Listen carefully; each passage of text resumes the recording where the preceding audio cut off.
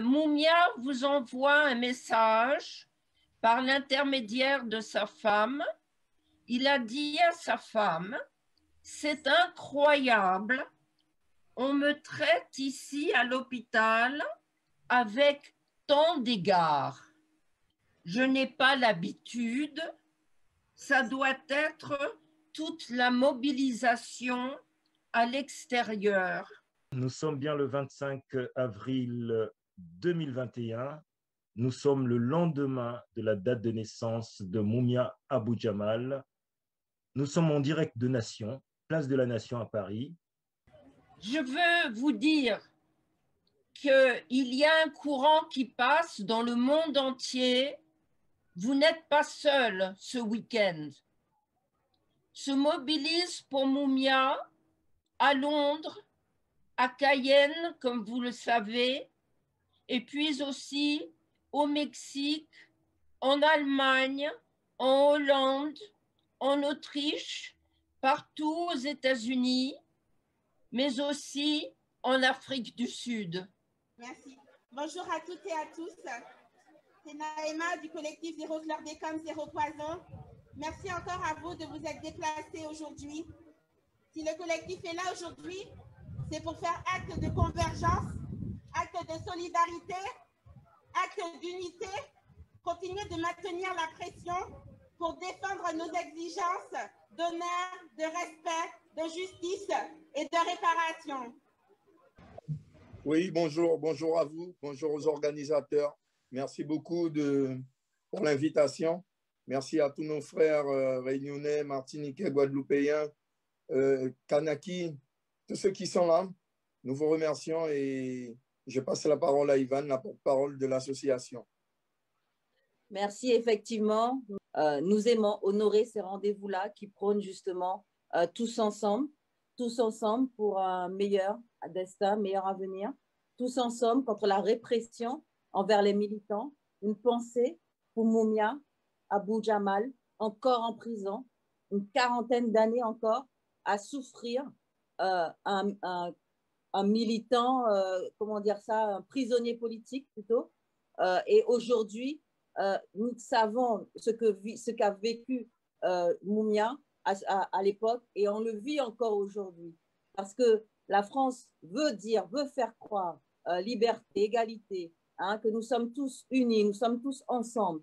Et pourtant, encore aujourd'hui, des hommes et des femmes qui élèvent la voix, qui veulent dénoncer, se retrouvent devant le tribunal ou en correctionnel ou en prison.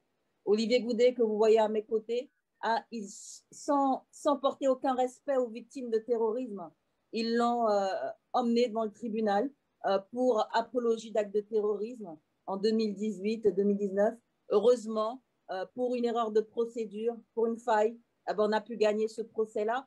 Mais depuis, non, depuis, les militants sont condamnés. Olivier Goudet, encore lui, en voulant accéder à la collectivité territoriale de Guyane, un policier, on saurait dire peut-être de manière illicite, lui bloque le barrage, pire, le bouscule, et c'est lui qui se voit condamné en correctionnel, 6 mois avec sursis et 5 ans de privation de ses droits civiques. Face à ça, en Guyane, nous faisons face à la discrimination. Vous l'avez entendu, vous l'avez vu, tous ceux qui viennent de Guyane et qui vont atterrir à Paris vont subir 10 jours de quarantaine, alors que, par exemple, le Covid qu'on voit qui est subi par le monde entier, qui est vécu par le monde entier, ce Covid, qui est rentré sur notre territoire en Guyane en mars 2020 par l'aéroport, par comment dire ça, des fonctionnaires de l'Hexagone. Là, depuis 1 an, personne n'a eu cette bonne idée de mettre ces gens-là en quarantaine quand ils arrivent sur le territoire. Personne n'a eu la bonne idée de leur donner des amendes à 1 500 €. Par contre, les Guyanais, les personnes qui viennent de Guyane, doivent faire une quarantaine et subir des contrôles de police. Mais quelle discrimination! Vers quel monde allons-nous? Vers quel monde? Vers quel monde allons-nous? Aujourd'hui, nous souhaitons dire que notre priorité à tous, j'imagine, aussi bien Martinique, Guadeloupe, mais en Guyane, le travail a commencé depuis 2017. Depuis 2017, tous les militants qui étaient au devant de la scène sont passés par le tribunal correctionnel. Tous, pas un ne manque à l'appel. Ils sont passés par le tribunal correctionnel et on a voulu les criminaliser. Et aujourd'hui, plus que jamais, debout, nous avons dans le cœur et nous avons dans la tête Mumia Abu Jamal, qui subit encore aujourd'hui. Et nous souhaitons dire à tous ceux qui nous regardent qu'aujourd'hui, plus qu'hier, hein, notre histoire doit être maîtrisée par nous. Et donc, notre priorité, aujourd'hui, après 2017, après ces mouvements, 50 000 personnes dans la rue, pas une voiture brûlée, pas un magasin pillé. Et pourtant, nous n'avons pas le respect que nous devons avoir en Guyane pour la mise en œuvre des accords de Guyane signés en 2017 par l'État. Aujourd'hui, au journal officiel, eh ben non, l'État s'assoit sur son propre accord. Pourquoi? Comme dit la sœur de Kanaki, sommes-nous aujourd'hui non respectés de par notre couleur? Sommes-nous non respectés de par le fait qu'on veuille nous voler nos richesses, voler notre sous-sol? Aujourd'hui, l'or en Guyane est pillé, hein, et on ne sait que dire et que faire. La France est désarmée, ne fait rien pour ça. Notre priorité, l'évolution statutaire. Nous voulons changer de statut. Nous voulons évoluer comme la Polynésie, comme la Kanaki. Aujourd'hui, avoir la possibilité sur nos territoires de décider pour nous-mêmes, par nous-mêmes. Nous ne sommes plus ces hommes inférieurs que nous n'avons jamais été d'ailleurs, où un colon doit décider à 8000 km pour nous. Nous sommes assez grands. Nous sommes nous avons été à l'école. Nous avons aujourd'hui ce qu'il faut, hein, pour pouvoir décider pour nous-mêmes. Et la trajectoire que nous prenons, c'est celle-ci, l'évolution statutaire. Nous continuerons aussi à lutter contre la répression envers les militants. Cette absence de droit qu'on aurait de dénoncer, de dire qu'aujourd'hui, il est inadmissible qu'en Guyane, qu'en Guadeloupe, qu'en Martinique, on ne puisse pas bénéficier d'eau potable, d'électricité, qu'il est inadmissible qu'on laisse nos enfants se tuer, hein, soit avec la drogue, soit avec des armes, et qu'on regarde et qu'on ne laisse faire rien, qu'on ne fasse rien. Il est inadmissible qu'en Martinique, Guadeloupe, Guyane, Kanaki, Réunion, que nous n'ayons pas droit à la sécurité, comme partout sur le territoire hexagonal. Aujourd'hui, il est inadmissible de subir ce que nous subissons, et donc nous lutterons plus que jamais, plus que jusqu'à notre dernier souffle, jusqu'à ce que nos enfants reprennent aussi le combat. Nous lutterons pour la préservation de nos droits et pour le respect de notre dignité aujourd'hui. Et enfin, le combat que nous continuerons et que nous mènerons jusqu'au bout et pour lequel nous sommes fiers aujourd'hui de lutter, ben c'est aujourd'hui un mieux vivre ensemble. C'est ensemble, peuple, que nous gagnerons. C'est ensemble, Martinique, Guadeloupe, Guyane, Kanaki, Mayotte, tous ensemble, nous gagnerons ce combat-là. Et je vois que les actions se font. Aujourd'hui, regardez, de la Guyane, nous intervenons, juste après nous, la Guadeloupe, avant nous, d'autres. Et c'est ensemble que nous arriverons. Merci pour cet instant d'échange. Merci de nous avoir donné la parole. Merci. Merci à tous ces jeunes. Merci à tous ceux qui ont compris que nous avons de la valeur. Et nous exigeons le respect. Merci. Il y a tout le monde qui applaudit. Merci à tous. Merci, merci. Force, les Guyanais. Merci pour cette précieuse et virile contribution.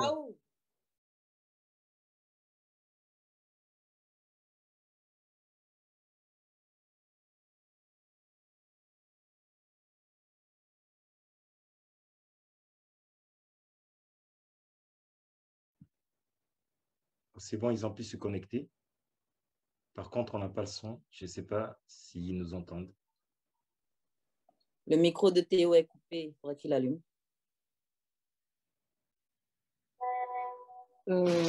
Oui, vous m'entendez? Eh bien, nous, on t'entend très bien ici. Alors, en même temps, on est en direct, sauf qu'on ne sait pas si à Paris, on nous entend. Il y a 300 personnes à peu près. Oh, il y a plus. Plus?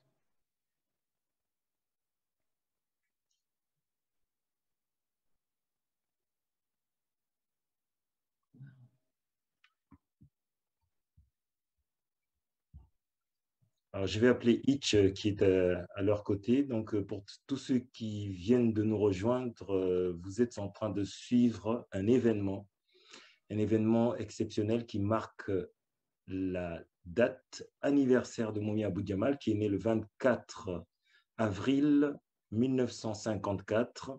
Et hier, on fêtait ses 67 ans.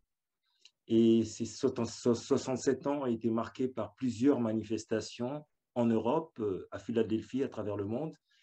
Et là, aujourd'hui, les images que vous voyez, c'est en direct de Nation, de la place de Nation, avec un certain nombre de groupes venant de différents horizons et d'autres intervenants de la Guyane, comme on venait d'entendre tout à l'heure, de la Guadeloupe, de la Martinique, des États-Unis, de l'Afrique, de différents endroits. Vous m'entendez? Alors, Ah ben, tous les trois, on s'entend. Hein. Avec Julia, on s'entend. Mais et sur la manif, c'est bon? On m'entend aussi? sur la manif, on n'a pas le direct. Normalement, on voit le direct. Et ma crainte, c'est qu'on nous entende pendant qu'on est en train de parler. Je vois, oui, on peut y aller. Donc, c'est bon? Vous avez suivi une grande première partie, cette journée longue, cette journée marathon en hommage à Mumia Abu-Jamal, qui va sortir de prison. Nous l'exigeons. Nous sommes là pour ça. Et nous allons passer directement la parole à Madly, la maman de Kezia.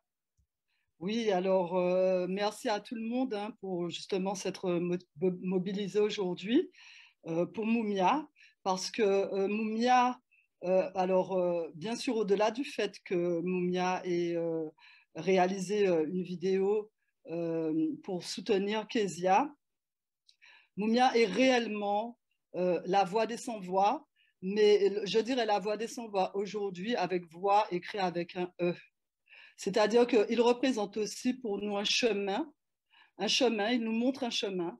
Il est la preuve vivante, avec encore plusieurs autres prisonniers politiques aux États-Unis, que la lutte menée dans les années 50 pour l'égalité, pour la liberté du peuple afro aux États-Unis n'est pas terminée, elle n'est pas finie, puisque les résistants sont encore emprisonnés, puisqu'ils subissent de la maltraitance.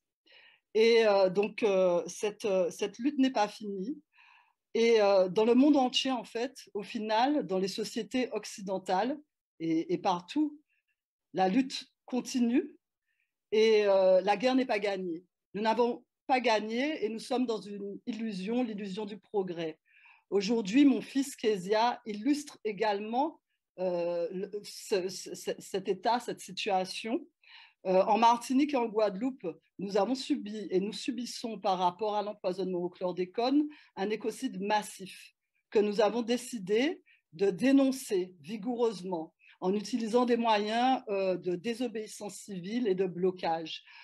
On subit aujourd'hui une répression constante, permanente, institutionnelle et policière. Alors, mon fils, aujourd'hui, je vous donne quand même des nouvelles. Ouais. Kezia, alors en général, quand tu me poses la question, je dis ça va, il va mieux, etc. Parce qu'on répond ça va rapidement. Mais en fait, il ne va pas bien. Mon fils ne va pas bien. Il lutte. C'est très difficile.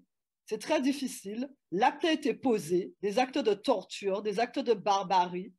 Ce sont des actes qui marquent définitivement. Alors on lui a enfoncé un doigt dans l'œil et donc on lui a appliqué des techniques qu'on appliquait par exemple en Algérie, des techniques de torture, et on a abîmé son nerf optique. Donc mon fils voit double, il a une vue qui se dégrade en permanence. Il a déjà changé de verre plusieurs fois, il porte vraiment des loupes et il souffre. Au-delà de sa chair, il souffre dans sa tête également, parce qu'on lui a dit « meurs, sale nègre », parce qu'on lui a dit « tu n'iras plus jamais en manif ».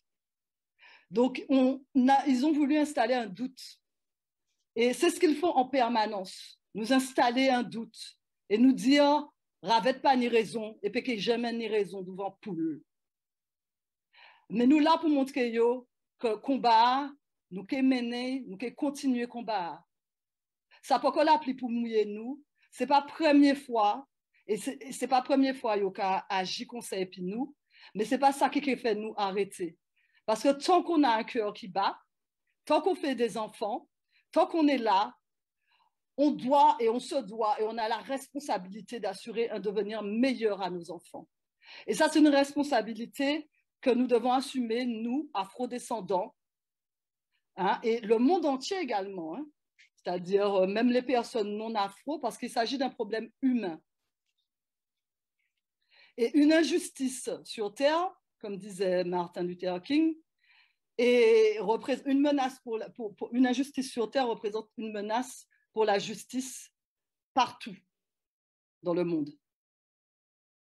Et comme chaque génération, hein, doit découvrir sa mission, hein, et doit la remplir ou la trahir, là j'emprunte les mots de Fanon. Fanon qu'on a évoqué tout à l'heure. Voilà.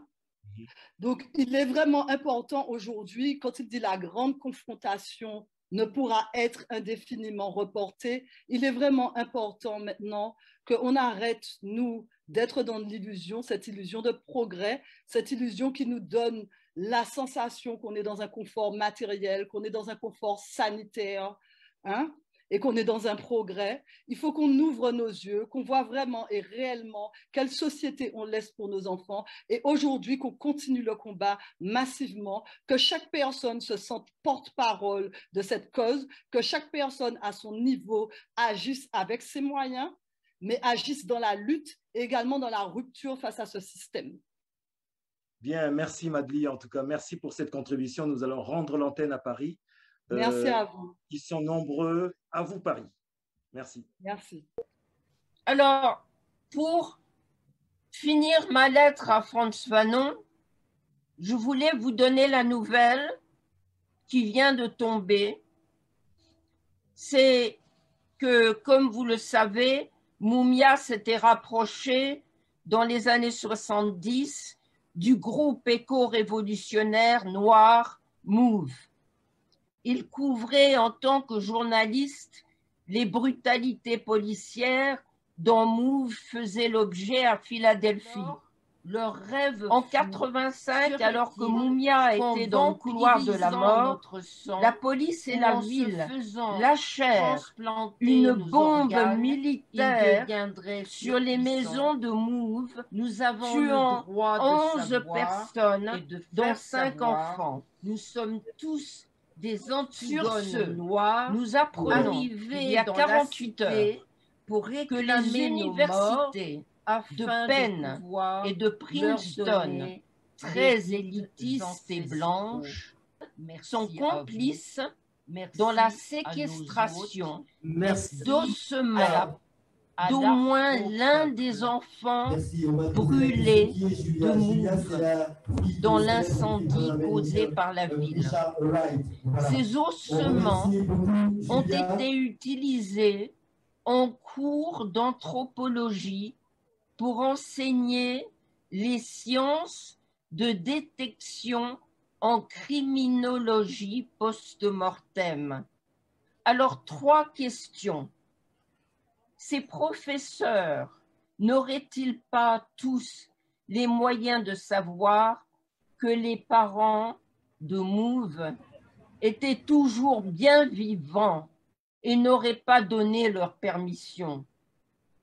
Les universitaires prétendent aujourd'hui que les ossements en question sont introuvables, alors que les vidéos d'enseignement les utilisant en plan rapproché existent bel et bien. Comme le dit Mike Africa de MOVE, après 36 ans, nous découvrons que non seulement ces enfants ont été brutalisés, maltraités, écrasés sous une bombe et brûlés, mais on ne leur a pas permis de reposer en paix. La question étant, cette terrible nouvelle n'est-elle pas tombée la veille de l'anniversaire de Mumia pour tenter d'assombrir notre jour de lumière? Ils n'y arriveront pas. Ils n'y arriveront pas. Notre lumière, celle que nous envoyons à Mumia, n'en ressort que grandie. Connaître cette nouvelle ne fait qu'illuminer la noirceur de la suprématie blanche. À vous, Frantz Fanon, je demanderai si une réponse possible, c'est parce que le suprémaciste blanc est obsédé par le fantasme que nous sommes surhumains dans notre force et notre beauté, et qu'il voudrait bien un peu de cette surhumanité-là. Alors, leur rêve fou serait-il qu'en vampirisant notre sang ou en se faisant transplanter nos organes, ils deviendraient surpuissants? Nous avons le droit de savoir et de faire savoir. Nous sommes tous des Antigones noires arrivées dans la cité pour réclamer nos morts afin de pouvoir leur donner les rites ancestraux. Merci à vous. Merci à nos hôtes. Merci à l'Afro-peuple. Merci. On va te poser la question, qui est Julia? Julia, c'est la fille du célèbre écrivain américain Richard Wright. Voilà. On remercie beaucoup Julia.